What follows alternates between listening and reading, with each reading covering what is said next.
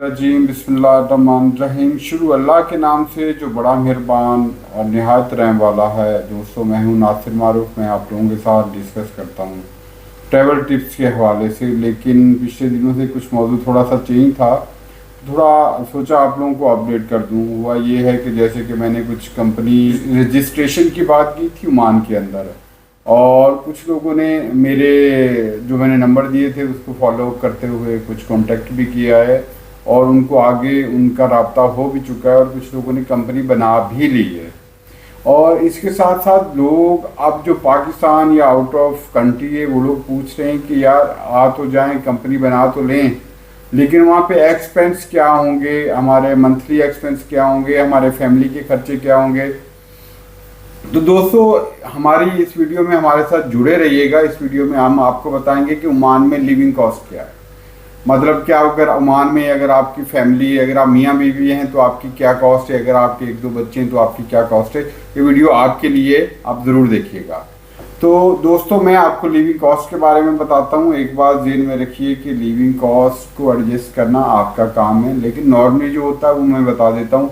अगर आप सिर्फ मियाँ बीवी हैं, आपके बच्चे नहीं हैं, तो आप ये देख लें कि आपको 1 BH के जो है ना वो आपको बड़ी आसानी के साथ नियर अबाउट 150 रियाल के मिल जाता है, जो कि एक अच्छे मुनासिब एरिया में होता है। और अगर आप हाई फाई की तरफ जाएं तो फिर 500 भी कम है, 1000 रियाल भी कम है। एक नॉर्मल एरिया जो होता है पाकिस्तान, इंडिया, बांग्लादेश में जिस तरह का होता है। और ये जो मेन एरिया है यहाँ पे मस्कत में, मैं उनकी बात कर रहा हूँ। अगर आप समझते हैं कि आपको लो बजट बनाना है तो आप थोड़ा सा बैकवर्ड एरिया में चले जाएं। बैकवर्ड तो कोई नहीं होता, लेकिन आराम से आपको लेस देन 100 रियाल में 1 BHK मिल जाएगा। 1 BHK आपके लिए काफ़ी होगा, मतलब एक रूम है, एक हॉल है और एक किचन है। मेरा ख्याल है सिंगल जो फैमिली है उसके लिए बहुत है। तो दोस्तों, इसके अलावा अगर आप मियाँ बीवी हैं तो आपकी ग्रॉसरी की कॉस्ट बहुत ज़्यादा भी तीर मारा तो 60 रियाल से ऊपर की नहीं होगी, जो घर में रह के आप बना सकते हैं। 60 रियाल बहुत हैं आपके लिए नॉर्मल खाने के लिए। बाकी अगर आप होटलिंग करना चाहें तो उसकी कोई लिमिट नहीं है। 60 रियाल शायद 1 घंटा भी ना आपके पास निकाल सकें।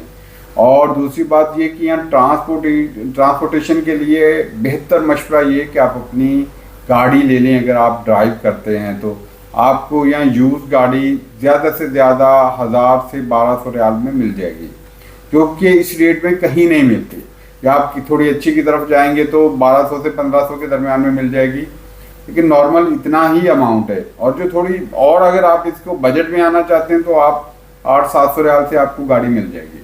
मतलब 2010, 11, 9, 8 इस तरह के मॉडल आपको मिल जाएंगे आराम से।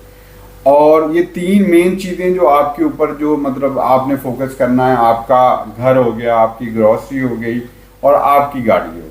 अब अगर गाड़ी आप ले लेते हैं तो आप मंथली, यकीन जाने, आपका कोई 50 रियाल का पेट्रोल होगा अगर आपका सीधा सीधा बिजनेस है, या आपको यहाँ पे जॉब करते हैं या इस तरह करते हैं। ये अगर 3 चीज़ें नॉर्मली में ला दी जाए, 50 रियाल का पेट्रोल या 60 रियाल का पेट्रोल आप कर लें, उसमें घूमना फिरना भी हो जाएगा। 150 रियाल तक आपका रेंट कर लें, 30-40 रियाल आपकी ग्रॉसरी के कर लें, और ये आपका लगभग मिला के 200-250 रियाल का खर्चा है नॉर्मली। और अगर आप इसको थोड़ा सा हाई करना चाहते हैं तो फिर आप जितना हाई करते जाएंगे रेट बढ़ता जाएगा। दूसरी बात ये कि अगर फैमिली, मतलब आपके 2-3 बच्चे हैं या 1-2 बच्चे हैं, और अगर बच्चे सिर्फ छोटे हैं, स्कूल गोइंग नहीं है, तो इसमें 50 रियाल आप ऐड कर लें। और अगर बच्चे आपके स्कूल गोइंग हैं तो पर बच्चा आप ये ध्यान में रखिएगा, एक normal Pakistani, Indian, Bangladeshi school की मैं बात कर रहा हूँ, आपके बच्चे के एक्सपेंस तकरीबन नियर अबाउट 60 रियाल आएंगे। उसमें आपकी फीस भी हो जाएगी, बाकी चीज़ें भी हो जाएंगी, और अगर आपके घर के नज़दीक है तो पिक एंड ड्रॉप भी हो जाएगा आपका।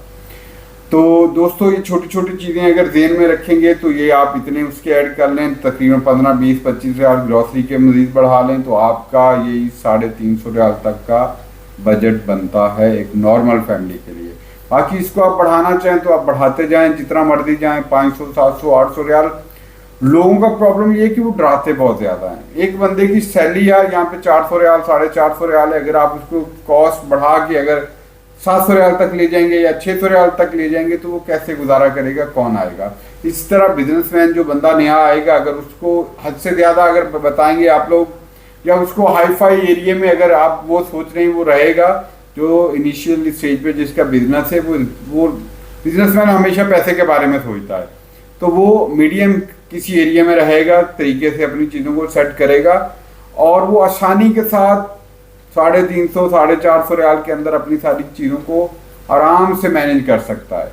बाकी इसमें आप चीज़ें बढ़ाते जाएं, जितनी मर्जी वो बढ़ती जाएंगी। एक नॉर्मल लाइफ के लिए अगर आपके पास इतना पैसा है तो आप आराम से ओमान में रह सकते हैं और बिजनेस कर सकते हैं, जॉब कर सकते हैं, अपनी ज़रूरियात पूरी कर सकते हैं। और मस्कत ओमान एक ऐसी कंट्री है जहां आप रहते हुए अपनी फ्यूचर प्लानिंग कर सकते हैं, आप यूरोप जा सकते हैं, आगे कहीं और मूव कर सकते हैं, जो कि पाकिस्तान, इंडिया, बांग्लादेश में करना नामुमकिन है।